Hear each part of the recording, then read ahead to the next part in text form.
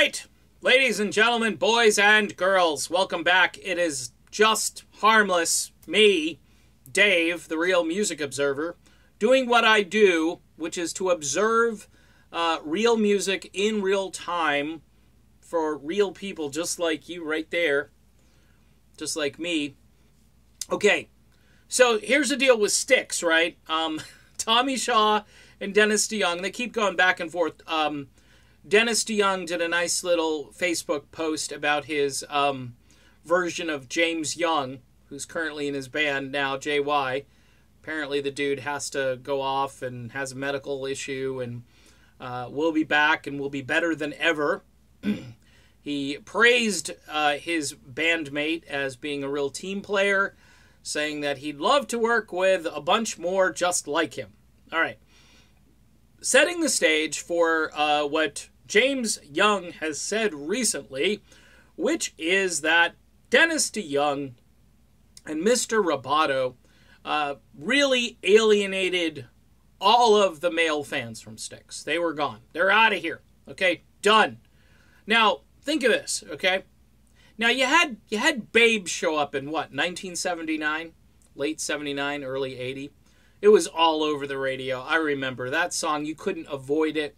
#1 song, by the way, written by Dennis DeYoung about his beautiful wife, Suzanne.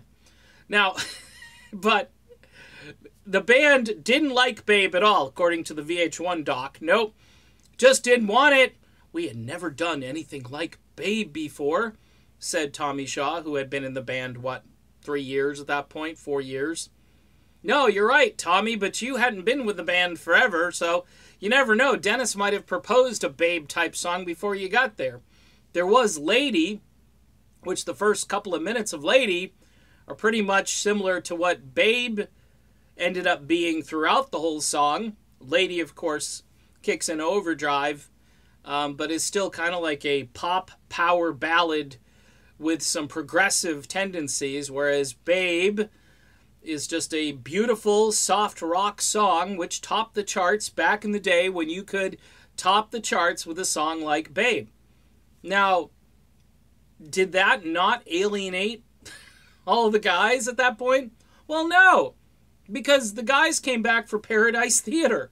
They may have said, well, Cornerstone, maybe not for me, but meanwhile, the royalty checks come rolling in for Styx, because, you know, the song hits #1 and you're selling lots of records. You probably got a gold single on your hands and so forth. You wouldn't want that to keep happening, so let's steer away from anything that resembles Babe. So Roboto, it's like a tennis match. It's like, you hit Roboto back at Styx and they go, well, you know, we reluctantly agreed to play it because some fans wanted to hear it.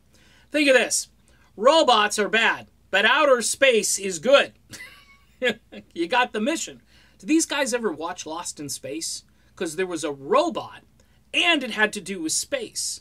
And then Dr. Smith, who ruled. Okay, he was the best. Jonathan Harris.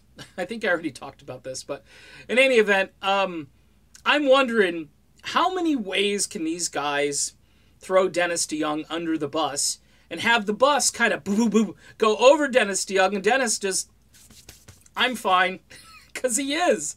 Because none of this is true. These guys all agreed to all of these things. They liked Babe when it was written.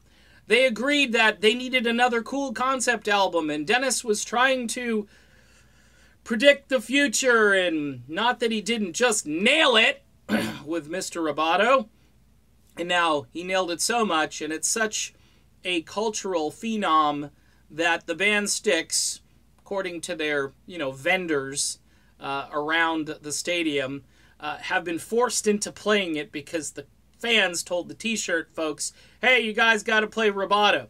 And then JY's out there trying to apologize for Roboto and talk about the male fan base and so forth, and it's ridiculous. They did lose one male fan after Roboto, and that was Tommy Shaw, who walked off stage. So, in any event, I think it's very interesting that Styx, they love outer space, but they seem to dislike robots. But yet they still play the song about the robots. Confusion? Yes. Song by ELO. Good one, too. All right, done.